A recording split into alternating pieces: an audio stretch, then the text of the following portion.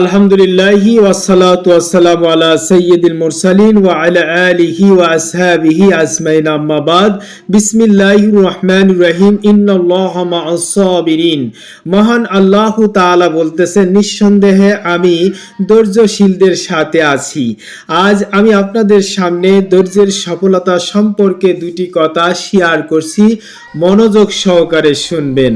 আল্লাহ তাআলা পবিত্র কোরআনুল কারিমে বলেছেন, বিসমিল্লাহির রহমানির রহিম, ওমা খলাকতুল জিন্না ওয়াল ইনসা ইল্লা লিয়াবুদুন। আল্লাহ বলতেছেন, আমি জিন এবং মানব জাতি সৃষ্টি করেছি আমার এই দুনিয়াতে আমারই উপাসনা করার জন্য। তো আসুন আজ আমরা কিভাবে ধৈর্য ধারণ করব। আল্লাহ তাআলা বলতেছেন যে, বিসমিল্লাহির রহমানির রহিম, আলা নাবলু আন্নাকুম বিশাইইম মিনাল খাউফি ওয়াল জুই ওয়া নাকসিম মিনাল আমওয়ালি ওয়াল আনফুসি ওয়াস সামারাত ওয়া বাশশিরিস সাবিরিন। আল্লাহ তাআলা বলতেছেন, আমি অবশ্যই তাদেরকে পরীক্ষা করব বিভিন্ন প্রকারের ক্ষয়ক্ষতির মধ্য দিয়ে, বিশেষ করে তাদের সম্পদের ক্ষতি, তাদের সন্তানাদির ক্ষতি, তাদের ফসলের ক্ষতি এবং তাদের বিভিন্ন ধরনের ক্ষয়ক্ষতির মধ্য দিয়ে পরীক্ষা করব। আর এই পরীক্ষায় যেন তারা ধৈর্য ধারণ করতে পারে, তাদেরকে সুসংবাদ দিন।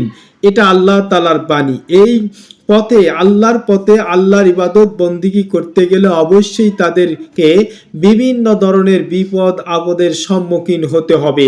আর এই বিপদ আপদের সম্মুখীন থেকে যদি আপনারা ধৈর্য ধারণ করতে পারেন, তাহলে আল্লাহ রাব্বুল আলামিন আপনাদেরকে তার ওয়াদাকৃত যে প্রতিশ্রুতি দিয়েছেন পুরস্কার, সেটা আপনাদেরকে দিয়ে দেবেন। এ দুনিয়ার জগতে মহান আল্লাহ তাআলা আমাদেরকে আরো সুন্দর করে স্পষ্ট করে তৈরি করেছেন। তিনি বলেছেন, বিসমিল্লাহির রহমানির রহিম, ইয়া আইয়ুহাল্লাযীনা আমানু হাল আদুল্লুকুম আলা তিজারাতিন তুনজিকুম মিন আযাবিন আলিম। আল্লাহ বলতেছেন, আমি কি তোমাদেরকে এমন একটি ব্যবসার কথা বলবো না, যে ব্যবসা করলে অবশ্যই তোমরা জাহান্নামের কঠিন শাস্তি থেকে বাঁচতে পারবে। অবশ্যই আল্লাহ তার মুমিন বান্দাদেরকে ব্যবসার কথা বলে দিচ্ছেন। আল্লাহ রাব্বুল আলামিন সেই ব্যবসার কথা বলতেছেন, বিসমিল্লাহির রহমানির রহিম, ওয়া তুমিনুনা বিল্লাহি ওয়া রাসূলিহি ওয়া তুজাহিদুনা ফি সাবিলিল্লাহি বিআমওয়ালিকুম ওয়া আনফুসিকুম যালিকুম খায়রুল লাকুম ইন কুনতুম তা'লামুন। আর সেই ব্যবসা হলো আল্লাহ প্রতি ঈমান আনা এবং তার রাসূলের প্রতি ঈমান আনা ও আল্লাহর পথে সংগ্রাম করা, তোমাদের নিজেদের সম্পদ দিয়ে এবং জান দিয়ে।